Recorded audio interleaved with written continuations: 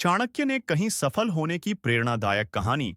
इस कहानी को सुनकर आपके जीवन में जरूर कुछ ना कुछ परिवर्तन जरूर आएगा। और चाणक्य के खतरनाक विचारों को जरूर सुने। एक शिक्षक और उसकी परछाई। एक गांव में एक शिक्षक रहते थे जिनका नाम रमेश था। वह शिक्षा के प्रति समर्पित और अत्यंत मेहनती थे। गांव के बच्चों को पढ़ाना और उन्हें सही मार्ग दिखाना उनका एकमात्र उद्देश्य था। रमेश हर दिन सुबह जल्दी उठकर स्कूल जाते और देर रात तक बच्चों को पढ़ाते रहते। रमेश की जिंदगी में एक विशेष घटना घटी जिसने उनके जीवन का मकसद और भी स्पष्ट कर दिया। एक बार एक बहुत ही होशियार लेकिन आर्थिक रूप से कमजोर छात्र अनिल रमेश के पास आया।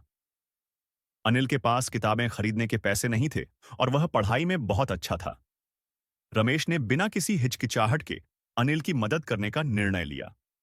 उन्होंने अपनी छोटी सी बचत से अनिल के लिए किताबें खरीदी और उसे अपने घर पर निशुल्क पढ़ाना शुरू किया।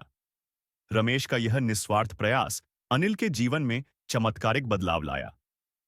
अनिल ने पूरी लगन और मेहनत से पढ़ाई की और कुछ ही वर्षों में वह अपने गांव का सबसे योग्य और शिक्षित व्यक्ति बन गया। अनिल ने उच्च शिक्षा प्राप्त की और शहर में एक सफल इंजीनियर बन गया। लेकिन उसने अपने गांव और अपने गुरु रमेश को कभी नहीं भुलाया। कुछ वर्षों बाद अनिल ने अपने गांव में एक बड़ा स्कूल स्थापित किया, जहां गरीब और जरूरतमंद बच्चों को निशुल्क शिक्षा दी जाती थी।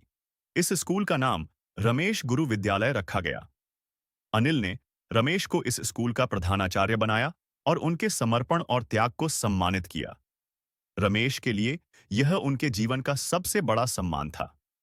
उन्होंने अपने जीवन की प्रेरणा को साकार होते देखा और उनके हृदय में गर्व और संतोष की भावना जाग उठी। रमेश का त्याग और सेवा का अद्वितीय उदाहरण अनिल के रूप में जीवित था, जो आगे चलकर न जाने कितने और बच्चों की जिंदगी बदलने वाला था।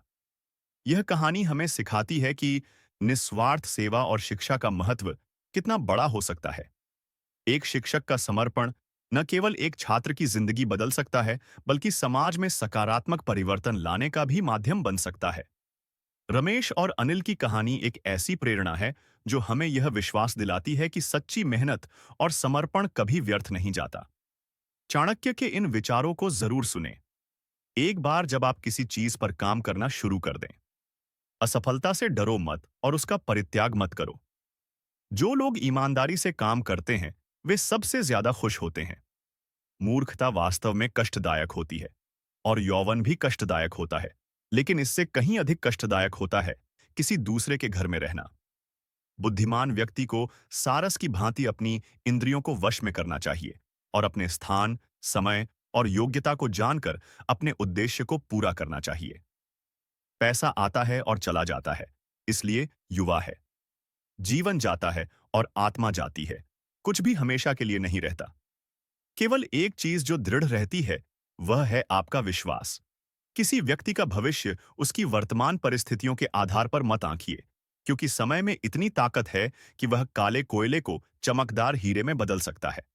वाणी की पवित्रता, मन की, इंद्रियों की और एक दयालु हृदय की आवश्यकता उस व्यक्ति को होती है जो दिव्य मंच पर उठने की इच्छा रखता है।